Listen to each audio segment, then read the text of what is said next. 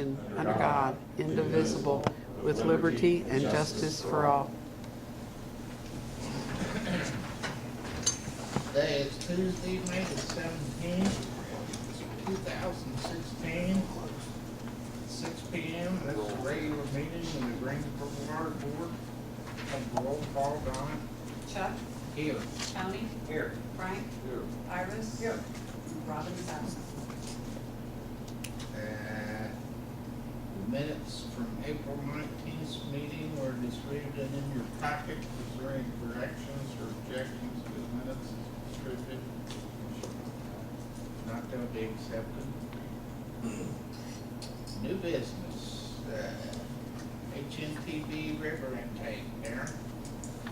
I'm gonna disappoint you, we don't have no visual aids tonight. Peggle, Well, they're working on a lot of list items, so there's not a lot of photo opportunities at this stage, so. I guess that's a good thing. Yeah, so they have started, some of the pump stations have been started up and ran in hand. We're working through some bugs. We got a bug that came up today and not some check valves, so we're gonna shut this down today.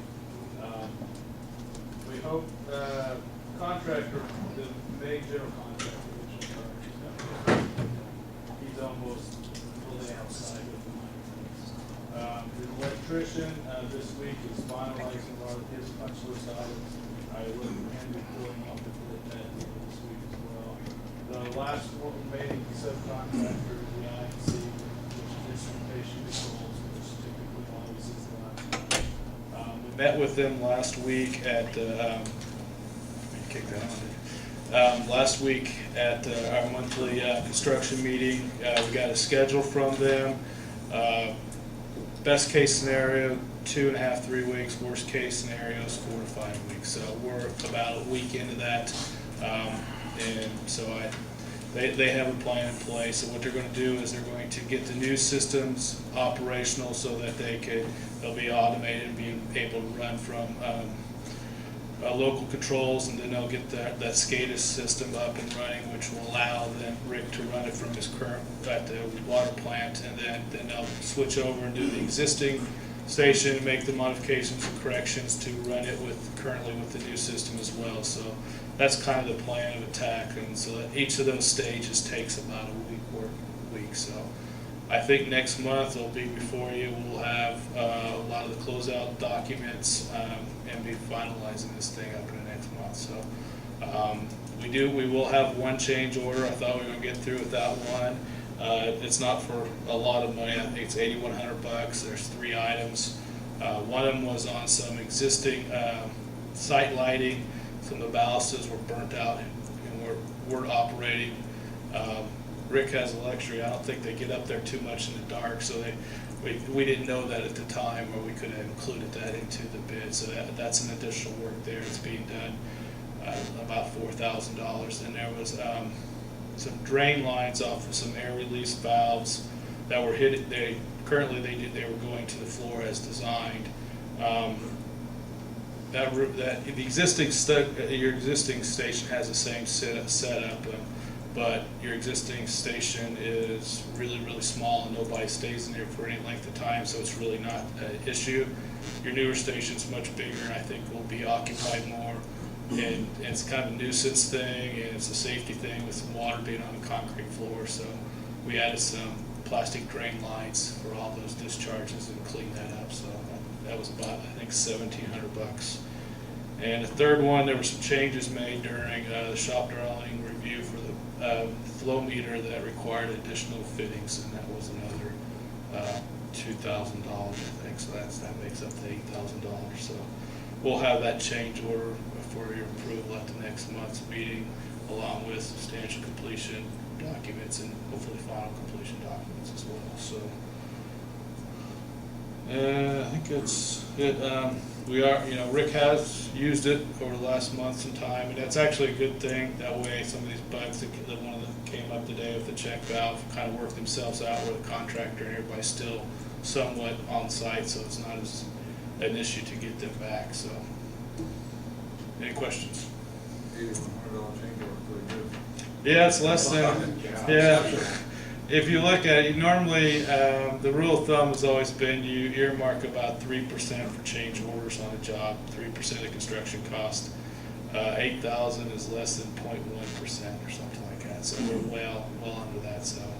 Yeah, it's been a very smooth job to this point, so hopefully we'll get through this last couple percentages and get this thing completed. But as most of you know, when the last 5% of anything is the hardest thing to get accomplished sometimes. So I think the plan's in place and everybody still hasn't been any big issues. So. Is that pile of rock out there for our use? That is Rick, and my understanding was we're not going to touch it till the contractor's off summer. I do know that the contractor gets people still stopping by quite a bit, several times a week. So there's still some rock out there. So anyway, but it is a site. Actually, the only good thing about this rainy weather is that it's really good for growing grass. So some of the grasses start to take hold. So. That's good. Any other questions? Very good, thank you. Thanks, Dan. Thank you. That's Rick. Good evening. Injector problem? We do have injector problems. It started out with being kind of sluggish and slow in the morning, and then as you got it warmed up, it would take off. Well, now it's continuous, idle and rough. We had it checked out at Shirks originally. It's an injector problem. They gave me a price of $3,576.25 to replace all the injectors. That's labor, that's all the material labor, everything included. So I have my mechanic run it down to Tommy's Diesel Shop also to get a second price from them, and they come in at $38.81.82. Looking for permission to go ahead. It's a good truck. It's fairly new. If you guys remember, we bought it 4 or 5 years ago, I think. It's definitely worth the money to put into. I did talk to my mechanic. It's above his head, being diesel. I talked to the street department mechanic. He's not real up on the diesel motors either, and they'd rather not. There's just too much stuff that can go wrong on how much in depth it is to replace. Whatever it's worth, they're internal injectors, whatever that means, inside the motor. I don't know much about diesel motors, so. Didn't we buy that through Shirks? We did buy that through Is Shirks. it an international truck Yes, Right. I think so. with that Cummins engine or? I cannot answer that, Chuck. So We bought- Shirks is well qualified to work on. Yes, that's who we bought it off of. And they were low, so. Yeah. With that being said, I'll make a motion that we take the truck to Shirks for repairs. For a second. Motion been made and seconded. Don't have the roll call. Chuck, Yes. Tony, Yes. Frank, Yes. Iris? Yes.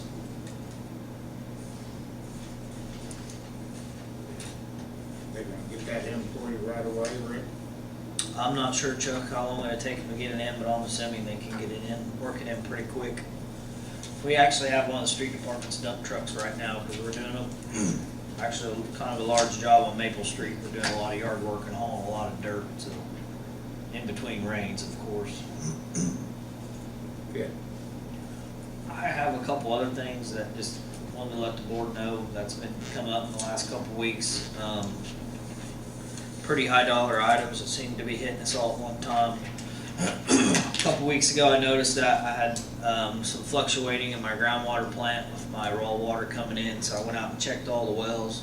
I found 2 of the wells was cavitating, number 3 and number 6. Which is notorious. They're notorious for that. Every so often we have to have them cleaned to get it opened up because there's a lot of iron in our groundwater, as everybody knows. I got National Water Service in town this week. They're cleaning on number 3. They'll be pulling off of number 3 tomorrow, actually, moving out to number 6, which is on Freeland Road. They clean that. In the meantime, last week we had a Supernate pump go down at the north building. I got a quote from Quality. is who the wastewater plant recommended for that style of pump, and it came in at like $3,500. With that being said, I had an over temp life on a submersible pump on my old river intake that we just pulled today. So I guess I'm just making you aware that probably next month or the month after we're going to have a pretty hefty bill coming in from Quality as well as National Water Service. So just to kind of let you know what's going on, so you're not blindsided. New river intake's a good idea. The new river intake, well, the old river intake, we have 3 submersibles, only 2 run at one time. So, I mean, that's what we engineered it for. Take one out of service, we still have 2. It's the same way with our new river intake. If we have one go down, we still have 2. So, it's doing its job. That's all I have. Very good. Thanks, Ray. Any questions?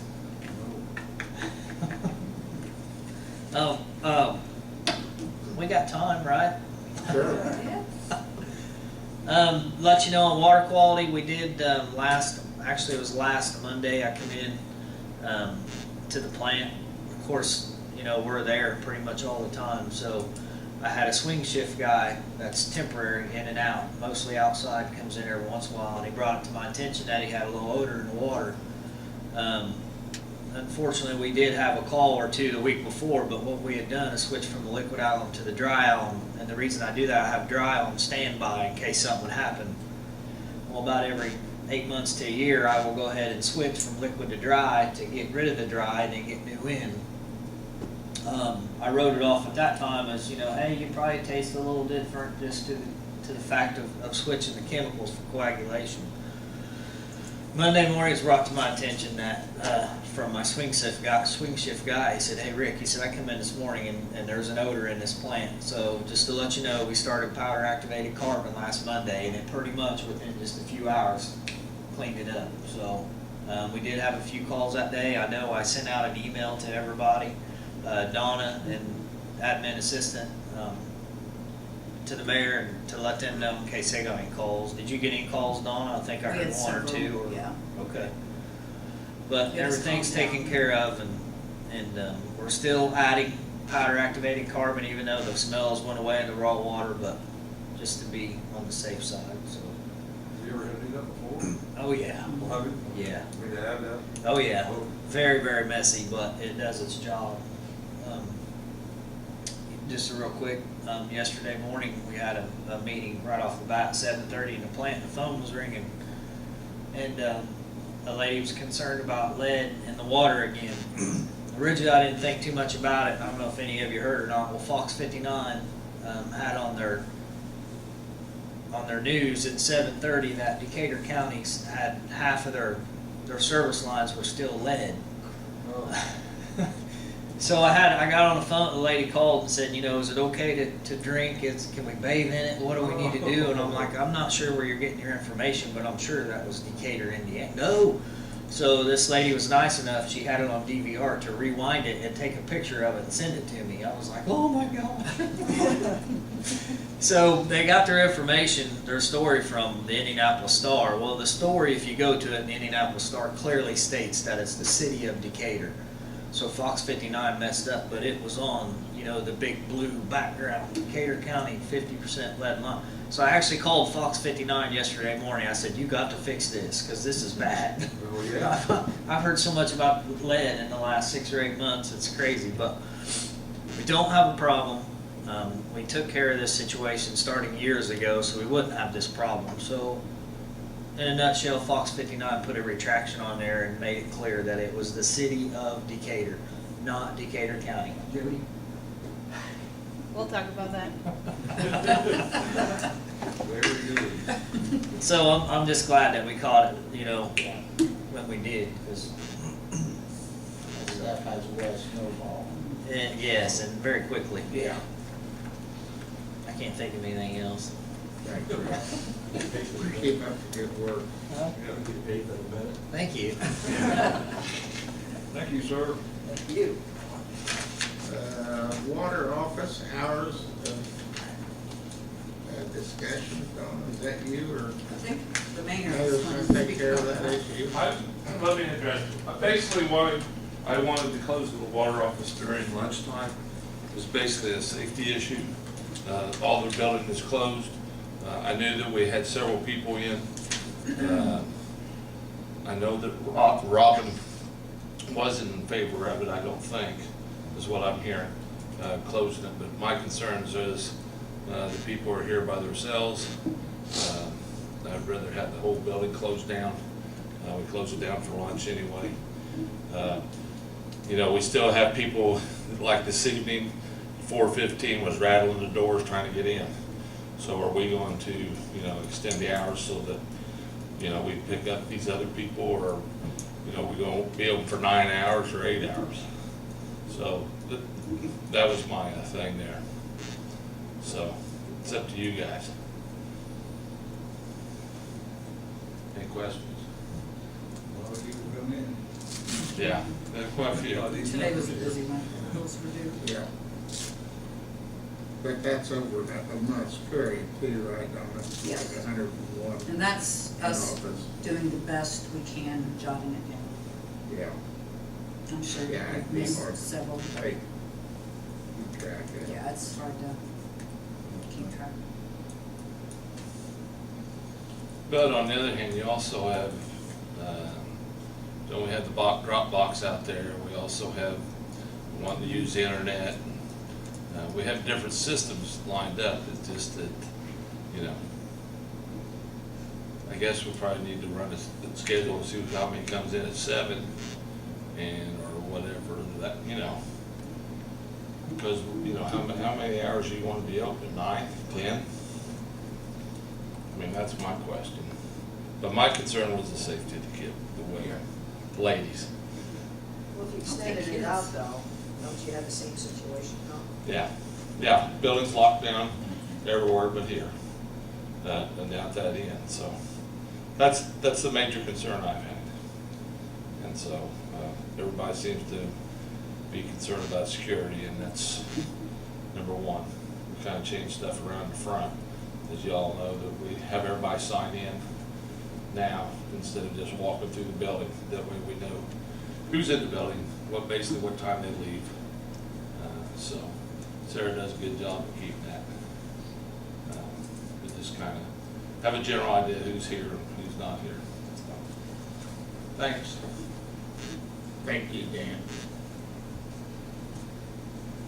I mean, there's no way of closing off the water office when you come in that side door, you have access pretty much to the whole building. right? No, there's a door that's, like when you come in there, it branches off my way and then on the other side, but there's doors that are locked so they can't get through the Oh, is hallway. it? Mhm.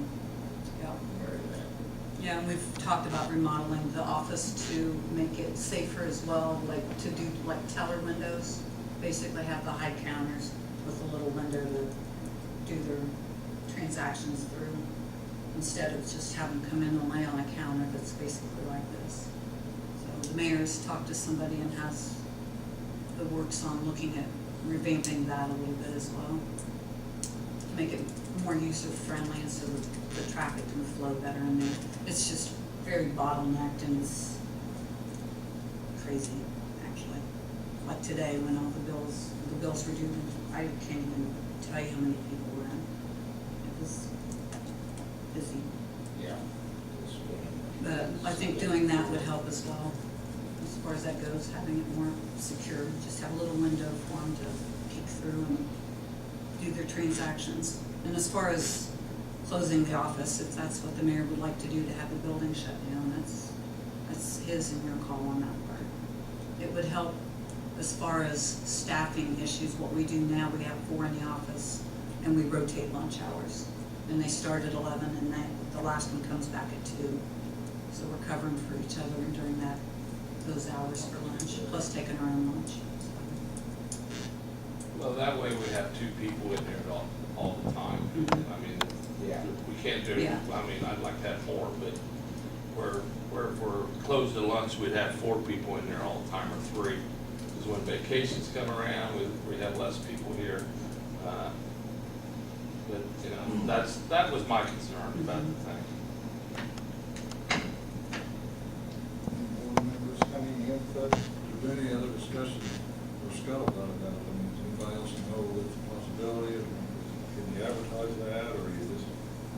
other feedback? I don't think I mean, the gals are the ones that sit there. Some people say that, you know, they understand why they'd be doing it and it wouldn't be a hardship, but some people, you know, I don't know. It's just, the point is, you know, how many hours do you leave a business open? And, you know, security is what my main concern about the whole thing. I know there are several, the other day we were at License Branch and they had a little paper, it showed their hours and they closed from 12 to 1. License Branch does. I know I've gone out there before on my lunch hour and we're closed, I'm like, oh. But I now have my account set up online and I don't have to go out there anymore.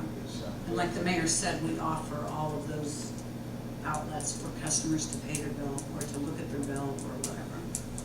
There's a lot of people that do walk in the office to pay their bill, which that'll never change as far as I'm concerned. That was definitely you guys' call on that as well, but I don't think closing it down on a lunch hour is gonna kill anybody as far as that goes. It's just be an adjustment. Well, I guess I would agree on safety of it as far as closing it during lunch hour. I, as a working person, when I had a lunch hour I could go to and do things, I would do things at lunch hour. So I can understand some working people maybe having to do that kind of stuff, but just like anything else, you adapt and you find other ways. But in this day and age, you can't really be too safe.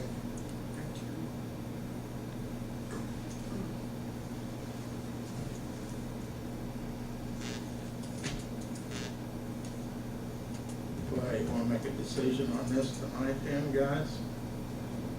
You have to, or what's the decision?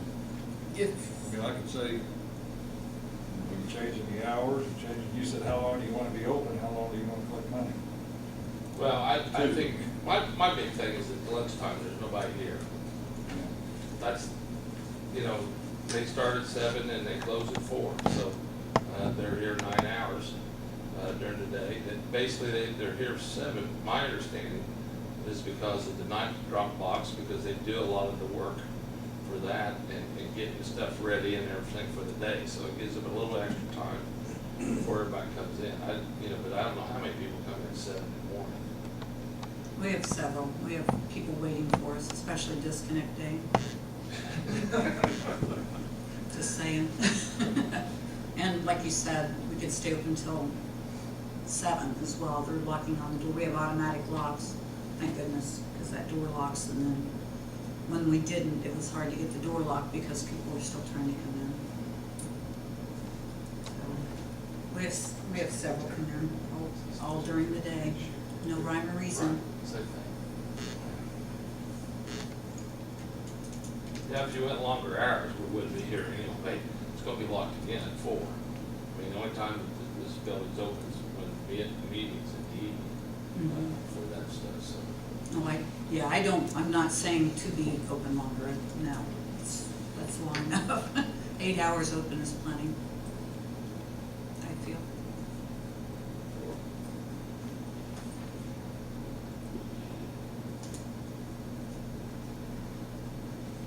The benefits for my staff and I are that we don't have to cover each other during lunch hour. The benefits for the building, it's all locked down. There's nobody else here. The doors close at 12 and they open again at 1. So as far as people roaming around the building, there shouldn't be anybody in here.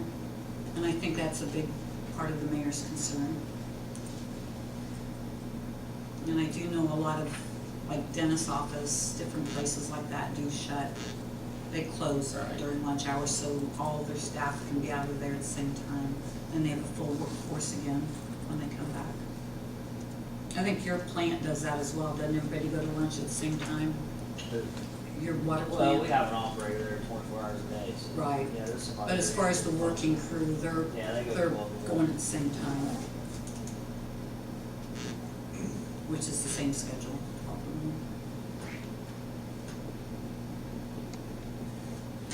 Well, with that being said, I think if the mayor would like to see it, but I make a motion that the water office closes between 12 and 1. Motion been made and seconded, have a roll call vote. Chuck, Yes. Tony, Yes. Frank? Yes. Iris? Yes. So moved. Thank you. Okay. Give her a try and see what Well, happens. what I would like to do is warn everybody for a month. Okay. You know, Okay. put notices up on the doors that said that starting a month from now, Okay. that we have that, and plus also get a sign that we can put out in front of the doors where they basically, it's freestanding, basically what we have down here, and have it where this office is closed from 12 to noon, or from 12 to 1 or whatever, we're doing, 12 to 1, so. Yeah, because I don't want to do it tomorrow, but I think we need to give a notice, plus then on the water bills, put it that the water, that we can do that. Sounds good.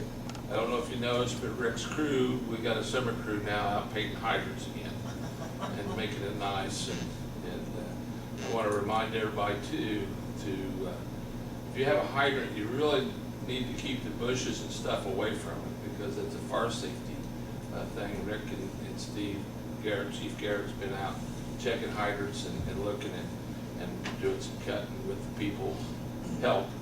And so we're just kind of, I think we found a couple hydrants we didn't know was there. And so they was, so but that's something that Chief Garrett wanted to make sure that, you know, we're aware and it's important that we know where all these hydrants are, so. I would love to if I had one closer. You might. There's one out there you probably didn't know was there. Searched pretty well. Very good. Mayor, do you have any other issues you'd like to touch base on? No, thanks. Appreciate you guys' work. Can I add one more thing to You that sure with can. the hydrant issue and keeping grass and everything away from that? The same goes with meters. Your meter tops have little lips on them. If the public could be careful mowing, make sure you turn around them well, but don't. We've had several of the lids get broken and the antennas break off because of the mowers hitting, so they need to still be cleaned around them. We're sending the crews out to do maintenance on them, but if all the customers could do that as well, make sure they're clean and to be careful with them. They'll probably start slacking off because they thought they didn't have to anymore. Absolutely, yeah, and we don't get into the meter pit every month, and that's Yeah. when all the we get the grass away from them then, so. Thank you. Very good. Anybody else have anything they'd like to bring before the board tonight? Ron? I heard mention of remodeling the water office, and I'll put my ADA coordinator hat on as that is considered. Please remember to incorporate all of the ADA accommodations as any remodeling is done. We have a duty to the public and our federal government to comply, so we need to do that. Very good. Thanks, Ron.